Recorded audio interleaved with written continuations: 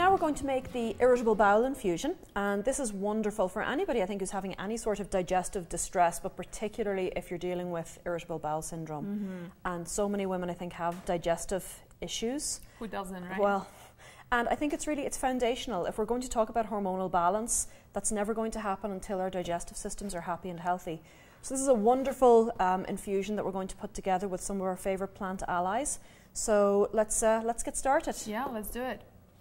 So irritable bowel syndrome, can go between diarrhea and constipation. Yeah. But really, this infusion is good for both because it's going to deal with the spasms and the gassiness and the bloatiness and the pain that can often accompany IBS, whichever end of the spectrum you're on, and really help to establish good normal digestive function.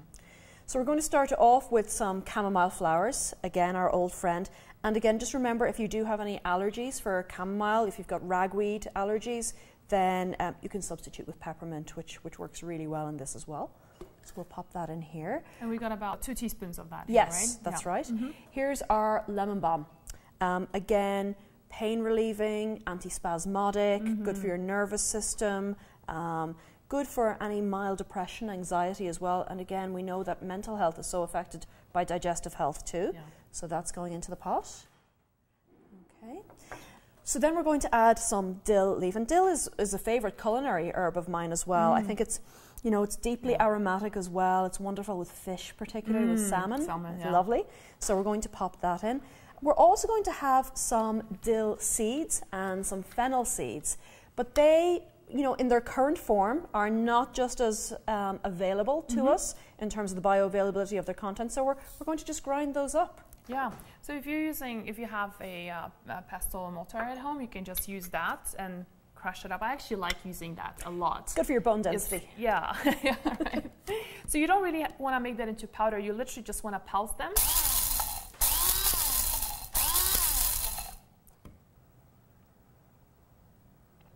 So we're just crushing it. We are not powdering it. The fennel seeds and the dill seeds. That's basically what you're gonna get, and that's what really breaks through the membranes and releases the aromatics. Absolutely. You can just like same thing with essential oils. It is the oils that that are available there as well. Absolutely. And that's what's gonna be much more available in a tea when we break them up this way, rather than when it's in a full seed form.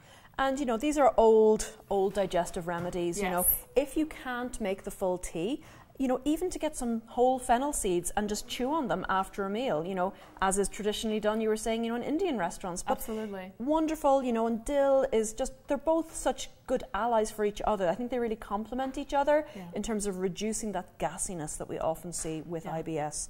So let's pop those in here as well. This is going to smell delicious. Let's top it up with our water just off the boil.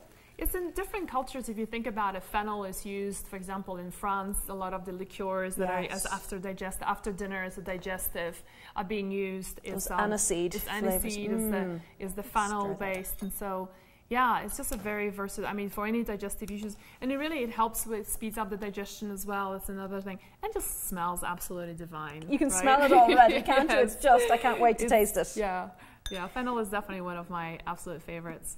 So we're going to let that sit for about 15 minutes again, just to extract the full possibilities from all of the herbs. Yeah. So the other thing we want to talk about when it comes to IBS is like you mentioned, that alternation between diarrhea and constipation is a sign of IBS.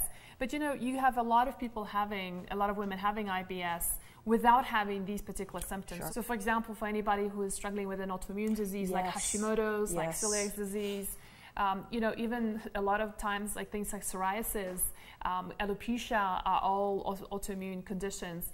And so when you have an autoimmune disease, it is pretty clear you've got IBS going on as well. And you might not be having the diarrhea constipation thing going on, yet it does fall into the IBS category. Now, as much as we have made this amazing tea, and it helps with it's going to help with the digestion, it's going to release, create a lot of release in terms of the symptoms. However, let's not forget that let's be real. Let's be real, right? That really the herbs can help us amplify, like we talked about in Ethos, they help us amplify the healing, but they are not going to heal us if the biggest thing that you're putting in your body, which is the food, remains highly inflammatory and constantly be irritating. Absolutely. We have to rise up and meet the herbs halfway at least, you know, with what we're putting in. So, you know, I've worked with a lot of women with hormonal imbalances. My own history is with autoimmunity and dealing with that and reversing IBS and treating it for many years. And so, you know, one of the biggest things that I'm a fan of is to really do the elimination diet in the full form, right? If you're not familiar with that, it's going to be linked below this video to an online cooking program. It's a free workshop. Watch it, how to do the elimination diet. But in short, we are talking about elimination of gluten, dairy, eggs, soy, and corn as being the highly inflammatory foods from your diet.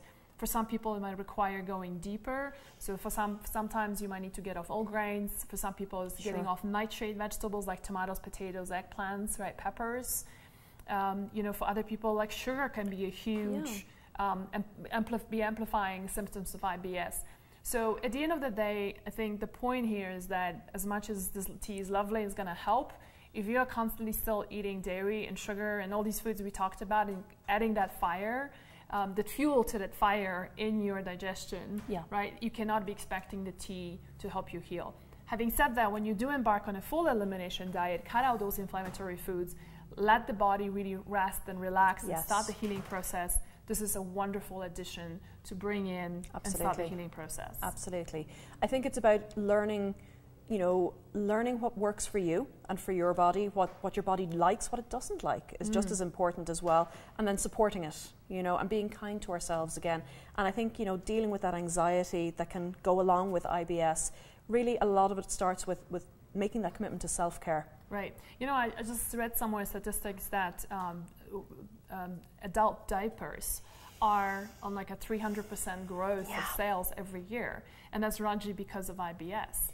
And it's, you know, what's killing me is one of the things that doctors will tell you, that there is nothing that IBS, that, you know, the diet has got nothing to do with IBS. How can it be when food is the biggest item you're putting in your body? But right? Magdalena, 1 in 5 women over the age of 40 have some sort of anal incontinence. Right. 1 in 5 women. I mean, it's a scary number, but there's so much that we can do, and you know, we're going to be exploring lots of different options throughout this course. Right, and so we've got a full lecture on IBS and the importance of digestion. And from that lecture, if you have watched it already, you would know that there is no such thing as achieving hormonal balance and just overall good health when your digestion is in a mess. It's impossible. You've got IBS. It's absolutely impossible. I haven't met a person, have you? No.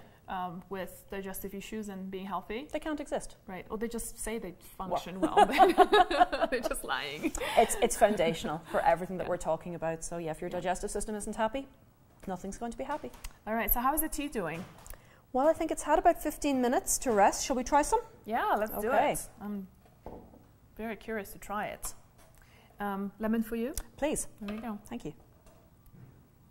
One of the other things I love about putting lemon in like this with a hot tea is that you've got a substance called limonene in the skin of the lemon, which is a lovely substance, which is actually a form of an oil that gets released when you put hot water into this. Absolutely. Limonene is one of the huge facilitators of liver detoxification. So if you watch the lecture on liver and you know how important the liver is in helping us detoxify a lot of the hormones, conversion, like detoxifying us of estrogens. Absolutely. Also conversion of the non-active thyroid hormone to the active thyroid hormone.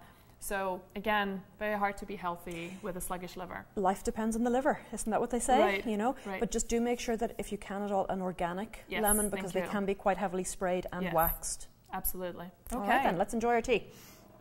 So we are not using any sweeteners in this. You don't need them. Yeah, we don't need them. And it's one of the refrains I want to offer is to learn how to drink herbal teas without sweetener. So that's going to be one of the things that we want to encourage you to learn from this program, is to be mindful of just how much sugar you're putting into your drinks. It's quite amazing.